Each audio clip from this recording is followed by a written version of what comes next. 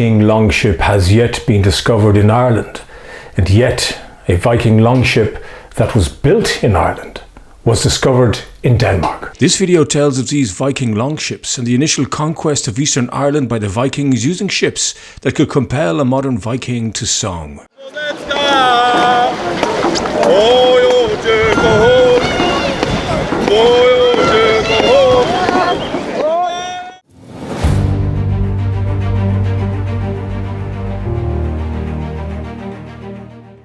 And we will look at why Dublin became the second most important Viking location outside Scandinavia. Or even today, Viking evidence is still discovered in Dublin. The first Viking raids in Ireland took place in 795. By 830, the Vikings began to settle and control parts of Eastern Ireland. In 837, a fleet of 60 ships appeared on the River Boyne, and later that same year, another fleet appeared on Dublin's River Liffey, their crews plundering, quote, churches, forts and dwellings, as recorded in the Annals of Ulster. Historians call this area of Ireland the Eastern Triangle. Within it they conducted many raids and began to build settlements. It showed the Vikings had a clear understanding of the strategic importance of this part of the island. It ran just north of Annaghasen, which was the site of a Viking longport, or fortified naval encampment, which I have covered in the previous video. Links are in the description. And ran as far inland as Lough Owel in County Westmeath. From here it ran southeastwards, south of Dublin. Within this triangle there were 5 great roads of Ireland, named by the Annals of the Four Masters. In legend these converged at Tara, the inauguration site of the High Kings of Ireland, but it is thought that 4 of them met in Dublin. Some think that this road might be one of them. It could be Sliabh Chuaillán that ran through West Wicklow and even today, centuries later, is still used as a rat run into Dublin. Roads like these would have given Dublin a more strategic importance over the Longport at Annaghasen, for example. Another theory was that Dublin was seen as a halfway point between Scandinavia and the Rock of Gibraltar, gateway to the Mediterranean Sea, an important trade route. Around the River Liffey, a natural harbour known as the Blackpool, or in Gaelic, Dublin, provided a natural harbour, which was fed by the River Poddle. This allowed Vikings to build a longport for overwintering rather than making the hazardous return journey to Scandinavia. As advice from a Norwegian to his son in the 13th century states, quote, "Make your ship ready for the sea when the summer starts, and navigate in the best part of the summer, and do not stay on the sea in the autumn if you can help it." Beside the harbour, a town was created, with a defensive ditch and palisade surrounding it. This model is a faithful reproduction of the archaeological finds made on the site of Wood Quay. Today, the Dove Linn is located beneath the gardens of Dublin Castle, quite a distance from the location of the modern Liffey. It is also a fact that the largest concentration of Viking burials outside Scandinavia were found in Dublin, again supporting Dublin's importance in the Viking world. Vital to Viking success were longships like this.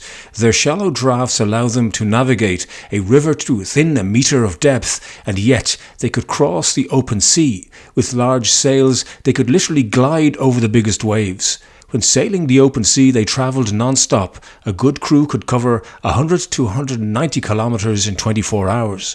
On board, space was limited. The Vikings ate, slept and manned the oars on either side of the ship. Even when not rowing, the crew provided ballast and balance, preventing the ship from capsizing in strong winds.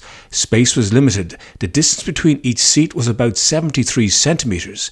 This is where they ate, slept and worked on their journey. Historians believe that Vikings used a 2-man sleeping bag called a hoodfat for sleeping in, and this would have been made from animal skins. These Irish longships on the River Boyne are full-scale replicas, and you may have seen them before as they appeared in the hit TV show Vikings, which was all filmed in Ireland. Fragments of ship timbers have been uncovered from excavations in Dublin which point to the typical clinker style, which are overlapping planks riveted together with nails.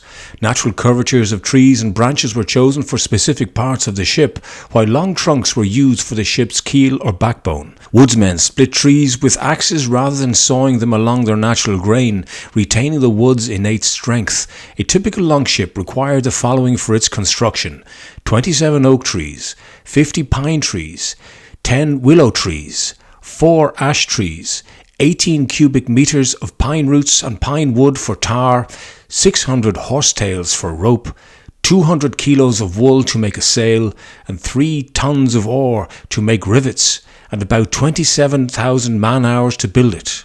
For comparison, a World War II Spitfire would have taken 13,000 hours to complete. In 1962, this Viking ship was excavated in Roskilde harbour in Denmark. After tree-ring dating, the keel of the ship was found to have been carved from an oak tree which was felled near Dublin in the summer of 1042. In 2004, after 4 years of work, a life-size reconstruction of the ship was completed by the Roskilde Viking Ship Museum using contemporary methods of construction. It was given the name the Sea Stallion from Glendalough. Glendalough is a monastery in the Wicklow Mountains near Dublin and a potential source of the Irish oak used to build the ship, and Glendalough itself suffered many Viking raids over the centuries. In 2007, a full crew of 60 sailed from Denmark to Dublin. It took 45 days, travelling 1,000 nautical miles, and took about 220 hours of sailing around the northwest of Scotland. The crew consumed 600 kilos of meat, half a ton of porridge, and 1 ton of bread during their journey. In Dublin, 10,000 people crowded the River Liffey's quays to welcome the ship and its exhausted crew. The journey demonstrated that the crew had to work not only as a team, but that in such cramped conditions, social skills were deemed just as important as an ability to sail. Note the Longship is easy to recognise with its strakes painted blue, red and yellow. The exact reasons for painting strakes are not definitively known, but theories include a desire for aesthetics, to represent power, or even to use colour patterns as a form of heraldry. Indeed, a ship painter's house was discovered in Temple Bar in Dublin's city centre. When this ship was built in 1042, towns such as Wicklow, Wexford, Waterford, Cork and Limerick, to name but a few, would have been established by the Vikings. But we will be at the end of the golden age of Viking Ireland. By now, over 250 years since their initial raids, the Vikings had intermarried with the Irish, and Viking Dublin would now be known as Hiberno-Norse Dublin to historians. According to one historian, quote, between 917 and 1014, at least 25 military engagements were fought in Ireland by the Dublin-based Norsemen, sometimes with Irish allies, including the Battle of Clontarf. Of these, they won only 10. This catalogue of military defeats for the Dublin Norsemen is an impressive witness to the resistance by the Irish. The historian continues, even more striking than victories on the field of battle was the series of Irish attacks on Viking Dublin itself. Between 936 and 1013 inclusive, there were at least 13 attacks on Dublin. By the time of Brian Boru's own capture of Dublin in the first days of the year 1000, following on from his victory at Glenmama, the Vikings of Dublin had effectively been brought to heel. And again, I have covered the Battle of Glenmama in a previous video. There will be more bad news for the Dublin Vikings in the Battle of Dublin in 1171. A large united army of Viking and Irish would be defeated by a smaller but better trained new invader, that force being the Anglo-Normans. Even in modern times, the evidence of the Viking is still to be found in Dublin. When this supermarket store was being built in 2021, the ruins of a Hiberno-Norse house were found dating from the 11th century, which has been preserved under a glass panel for shoppers waiting at the checkout. Through the ages, they were known by many names. Viking, Dane, Duvgal, Fingal, Norsemen, Hiberno-Norse, Ostmen. From these words of description, you can take your pick. Their presence is sometimes just a shallow scrape beneath the earth of Dublin. Their myth is magnificent. Their legend lives on. The culture, art, and the warrior lore of the Vikings.